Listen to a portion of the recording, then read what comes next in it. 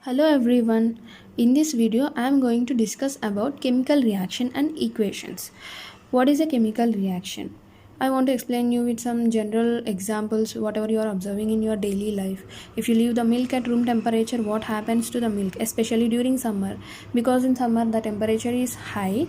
If you leave the room at room temperature, the milk gets curdled very fast. That is, it gets converted into curd very fastly. Or if you leave the milk for longer time, what happens? It gets spoiled. Second thing is fermentation of grapes. If you ferment the grapes, what happens? You'll get wine. Cooking of food, whatever the food you are cooking in your daily life, digestion of food, whatever you are eating the food, it gets digested inside your body. Respiration, every activity that is happening in your body, every activity involves a chemical reaction. Before explaining what is a chemical reaction, I want to explain you what is a physical changes and what is a chemical change. Physical change in physical state. In a simpler form, what is a physical change? Change in physical state. That is, if you take ice as an example, ice is in solid state. If you melt the ice, how will you melt the ice? Is by heating. Or if you leave the ice at room temperature, it gets converted to water, which is in a liquid state. That is, from solid state it is getting converted to liquid state without the change in the chemical composition. Here the chemical composition is not changing. Chemical composition of ice is H2O and chemical composition of water is also H2O.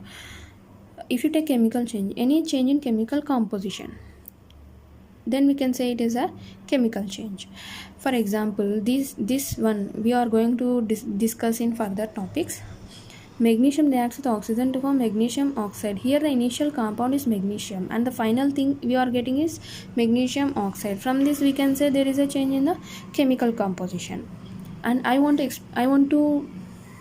explain you a chemical reaction must involve a chemical change. There should be the chemical change is compulsory in a chemical reaction.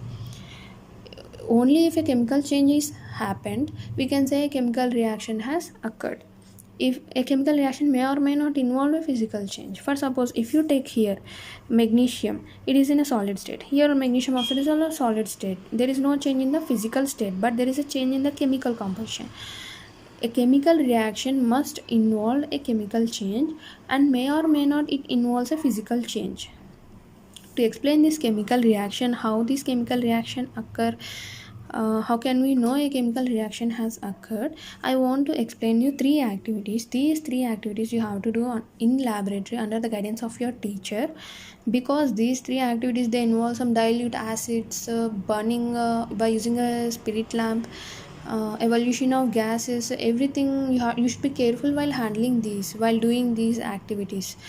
So by explaining these activities we can know how a chemical reaction occurred and what is the things involved in chemical reaction. The first activity I am going to explain you is burning of magnesium ribbon in air and collection of magnesium oxide in watch glass. Here you have to take a magnesium ribbon measuring about 3 to 4 centimeters. This magnesium ribbon, before burning it by using a spirit lamp or a Bunsen burner, you have to rub this magnesium ribbon by using a sandpaper. Why you have to rub this magnesium ribbon with a sandpaper? Because the magnesium ribbon you have stored somewhere. It gets reacted with oxygen to form magnesium oxide layer on the top of the ribbon. Consider this as a magnesium ribbon. On the top of this magnesium ribbon, magnesium oxide layer is formed. But for the reaction, we want free magnesium ribbon. So for free magnesium, what you have to do is rub this magnesium ribbon with a sandpaper to remove the magnesium oxide layer which is present on the magnesium ribbon. After rubbing with sandpaper, what we get is the free magnesium. That is, the magnesium ribbon is ready for burning. If you burn the magnesium ribbon, what happens is the magnesium what is present here, it reacts with the oxygen present in the air to form magnesium oxide, which is collected in a watch glass. So the magnesium ribbon burns with a white flame, dazzling white flame, to give a white powder which is magnesium oxide. If you consider the reaction here, magnesium reacts with oxygen to form magnesium oxide. This is known as word form of chemical equation. This is known as skeletal form of chemical equation, that is magnesium reacts with oxygen to form magnesium oxide, where we are writing chemical formula instead of words. This word form of chemical equation and skeletal form of chemical equation I am going to explain you in my next video. The next activity here I am going to explain you is reaction of lead nitrate with potassium iodide solution. That is, lead nitrate solution is taken in a test tube and a potassium iodide solution is taken in another test tube. We are going to react lead nitrate solution with potassium iodide solution. The result is yellow precipitate of lead iodide is obtained. That is, the yellow precipitate looks like this, like golden yellow spangles. So here potassium iodide and lead nitrate are in aqueous phase, whereas yellow precipitate of lead iodide, what we are obtaining, it is in a solid phase. This is the reaction. Generally, lead nitrate reacts with potassium iodide to form lead iodide. That is, lead nitrate reacts with potassium iodide to form lead iodide and potassium nitrate. Here, lead nitrate and potassium iodide are in aqueous phase. That is, they are mixed in water. Whereas the product we are getting is a solid precipitate. That is, here the physical state is changed from aqueous state to solid state. This is the activity 2. Coming to activity 3. In activity 3, what we are doing is we are taking zinc granules in a conical flask. To that zinc granules, you are adding dilute sulfuric acid.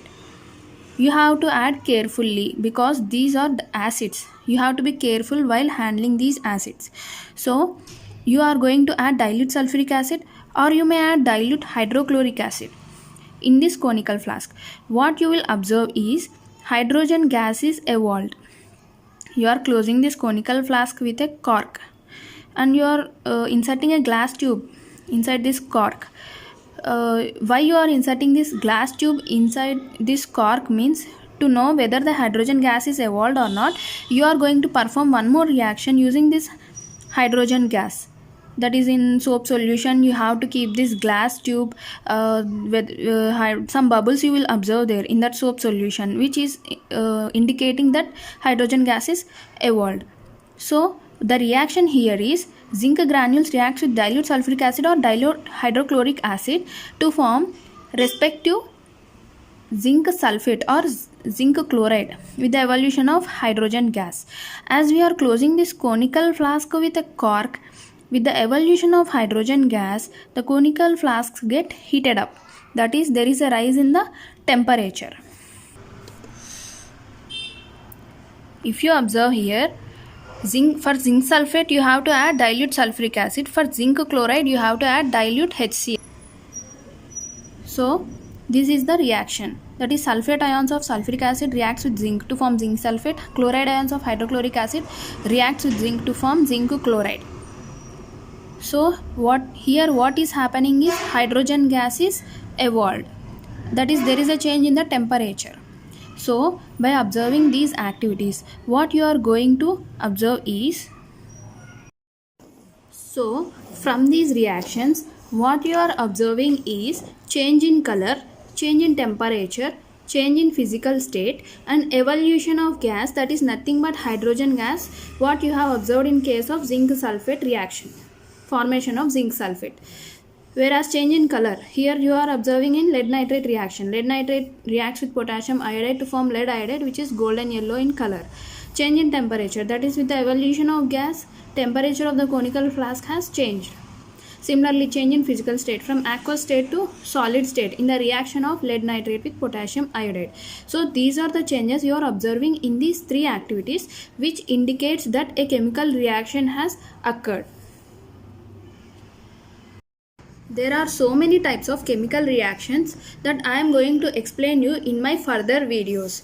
If you understand my video, if you like my video, please subscribe my channel. If you have any doubts, please comment in the comment section.